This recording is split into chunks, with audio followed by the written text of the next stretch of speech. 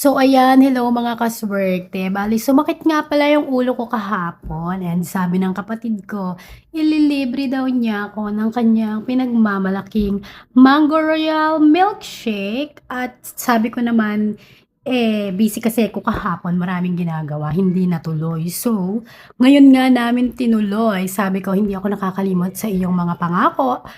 Kaya naman kinulit ko yung kapatid ko, tapos ayan pumunta na nga kami dito sa bayan, located siya dito sa bayan ng Naik. Ayan yung mga katapat niya guys, so katapat din niya yung ano, haro-haro, malapit siya sa Coco Lemon pala. Tapos ayan guys, na habang pini-prepare pa ng mga staff, nagpicture-picture muna kami at video-video. So ayan na nga, natapos na yung dalawa, sabi ko mukhang masarap, kaya naman nilibre ko naman yung aking asawa at anak at yung hipag ko nilibre ko na din. Dahil napakainit nga ng panahon. So ayan nga, natapos na nga yung aming, binibili. So ayan, pauwi na din kami ng mga oras na 'to.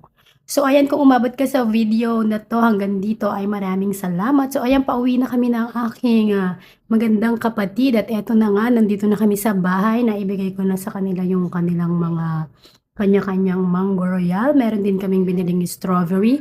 At dito nga ay titikman ko na siya. Ayan, naku, unang tikim.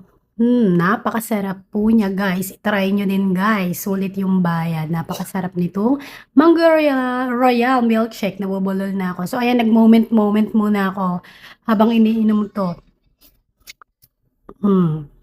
Napakasarap niya guys. Hindi siya masyadong matamis. Super malinamnam. So ayun. Hanggang dito na lang guys. Salamat sa panunood. Bye! God bless everyone mga kaswerte. Ayun, ubusin ko na muna to. Bye! Diyan na muna kayo.